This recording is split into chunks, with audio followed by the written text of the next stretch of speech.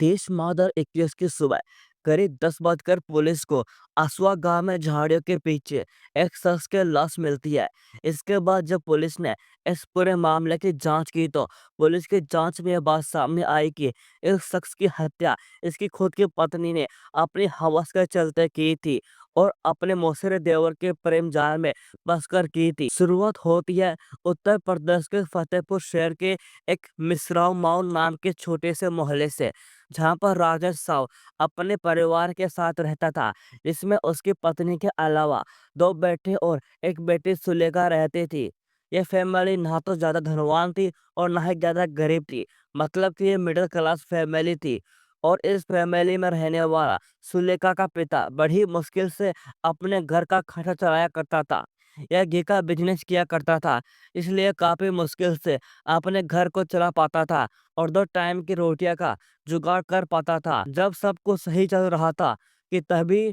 एक दिन सुलेखा के पिता को किसी पड़ोसी के द्वारा यह बात पता चलती है कि सुलेखा अब बड़ी हो चुकी है, इसलिए वो लापरवाह भी होते जा रही है, क्योंकि उसके पीछे कई मोहल्ले के लड़के पड़े हैं। सुलेखा भी कम नहीं थी, वो भी काफी ज्यादा चंचल लड़की थी। वो भी अपना एक बॉयफ्रेंड बनाना चाहती थी और इसी वजह से जवानी में कहीं सुलेखा के कदम ज्यादा ना बहक जाए, इसलिए उसके पिता ने उसके लिए वर देखना शुरू कर दिया। और काफी छानबीन करने के बाद 1 या 2 महीने के अंदर ही उसे सुलेखा के लिए एक अच्छा खासकर वर मिल भी गया, जो कि सदर बोथवाली के मोहल्ले बख्शपुर राधा नगर में रहने वाला था, जिसका नाम राजू प्रसाद था, जो कि एक दुबला पतला और सांवले रंग का था। सुलेखा के पिता ने काफी जल्दबाजी में सुलेखा की शादी राजू प्रसाद से करवा तो दी, लेकिन जैसा सुलेखा ने अपने पति के बारे में सपना देखा था, राजू ऐसा बिल्कुल भी नहीं था। राजू सांवले रंग का था और काफी दुबला पतला भी था, जो कि सुलेखा की सुंदरता के आगे फिट नहीं बैठता था। इसलिए सुलेखा के मन में राजू के प्रति हीन भावना आ गई थी, लेकिन उसने राजू से कुछ नहीं कहा और वह थोड़ी राजू से खपा खपा तो रहती थी। और इसी के साथ ही समय बीतता जाता है और सुलेखा को समय के साथ एक बेटी भी पैदा हो जाती है, जिसके बाद तो सुलेखा पर जवानी का सुरूर ही छड़ गया। और बच्चा पैदा करने के बाद सुलेखा और भी ज्यादा संबंध बनाने के लिए तड़पने लगी और वो रोज संबंध बनाना चाहती थी, लेकिन राजू उससे संबंध बनाना नहीं चाहता था। और अगर कभी सुलेखा पहल करती तो राजू ये कहकर सो जाया करता था कि आज मैं काफी ज्यादा थका हुआ हूँ। इसलिए राजू सुलेखा के मन की संबंध बनाने की तरफ कभी नहीं मिटा पाया, जिसकी वजह से सुलेखा के मन में संबंध बनाने की तरफ और भी ज्यादा बढ़ने लगी और वो तड़पने लगी। और इसी वजह से वो अपने पति से नफरत करने लगी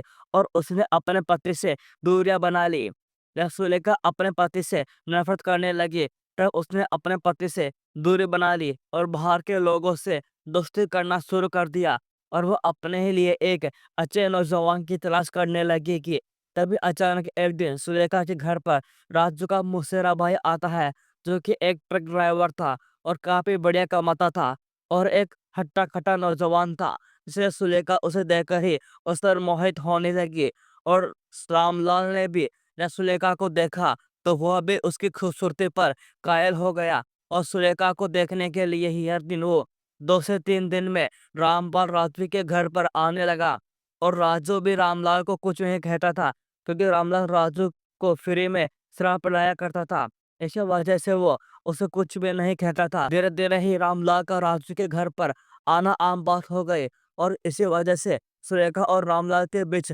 अवैध संबंध बढ़ने लगे। पहले तो उनकी दोस्ती हुई, फिर उनकी दोस्ती प्यार में बदल ली और प्यार वो फिसल गए और एक दूसरे से संबंध बनाने लगे। और ऐसे करे 2 से 3 साल का समय गुजर जाता है और दोनों के अवैध संबंध और भी ज्यादा बढ़ने लगे, लेकिन राजू इन सब बातों से अनजान था।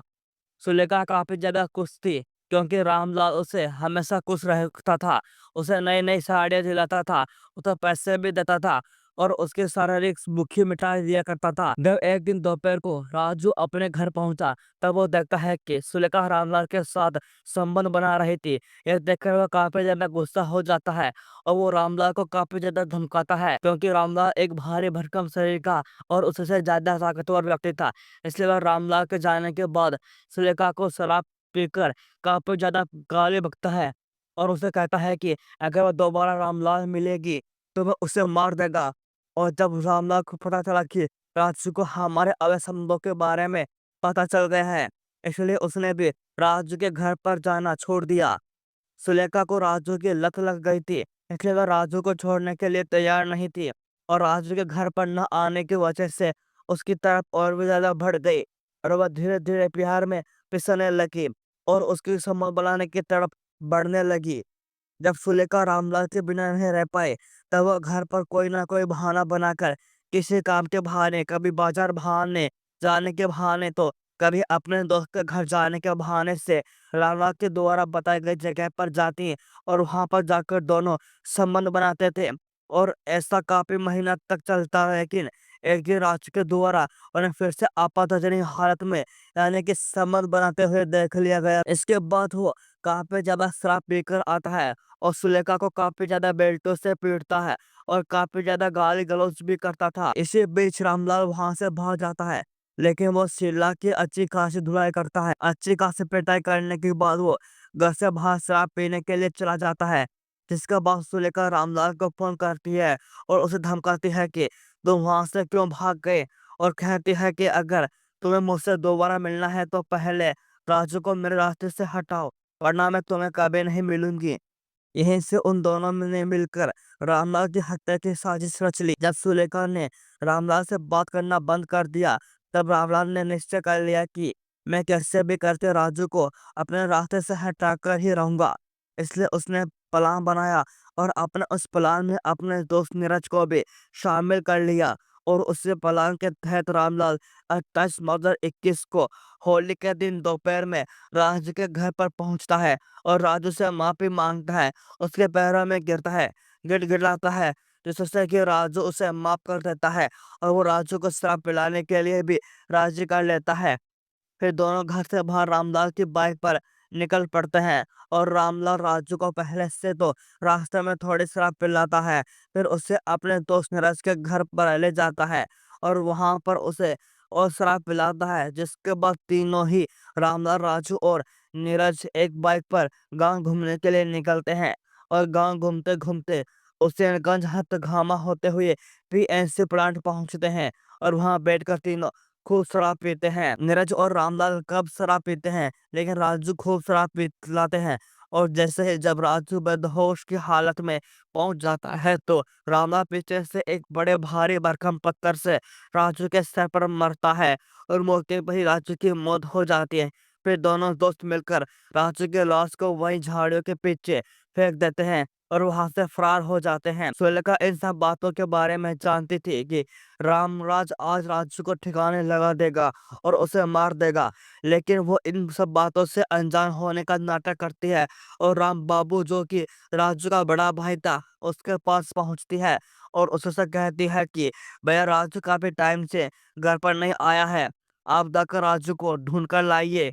राम बाबू रामलाल और सुलेखा के अवैध संबंधों के बारे में जानता था और उसे पूरा शक था कि राजू के गायब होने के पीछे सुलेखा और रामलाल का ही हाथ है, लेकिन वो चाहकर भी उस समय कुछ नहीं बोल सकता था और न ही पुलिस को कुछ बता सकता था, क्योंकि उसके पास कोई ठोस सबूत नहीं था। इसलिए वो कहता है कि ठीक है, मैं राजू को ढूंढ कर लाता हूँ। वहीं दूसरी तरफ 30 मार्च 2021 को दोपहर करीब 10 बजे पुलिस को हाउसवा गांव में झाड़ियों के पीछे एक शख्स की लाश मिलती है और पुलिस इस पूरे मामले की छानबीन करने के लिए लग जाती है और पुलिस सबसे पहला काम इस लाश के बारे में यह पता लगती है कि यह लाश किसकी है और आखिरकार पुलिस की जांच रंग लाई और पुलिस के द्वारा इस लाश की पुष्टि राजू के रूम में होती है और पुलिस लाश की पोस्टमार्टम करने के बाद लाश को राजू के घर वालों को सौंप देती है और सभी घर वालों से पूछताछ करती है। जिसके बाद राम बाबू से जब पुलिस ने पूछताछ की, तब राम बाबू ने सारी बातें पुलिस को बताई कि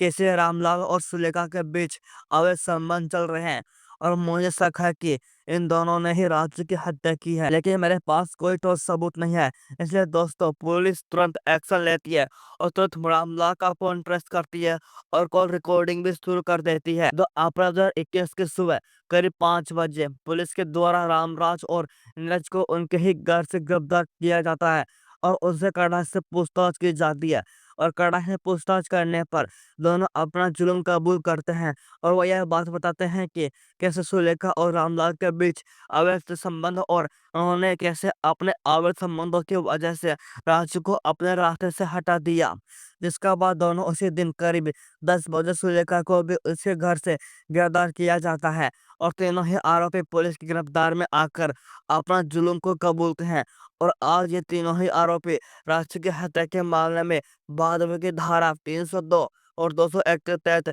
जेल में सजा काट रहे हैं। फिर आपको इस पूरी घटना के बारे में क्या बोलना है नीचे कमेंट कर जरूर बताना।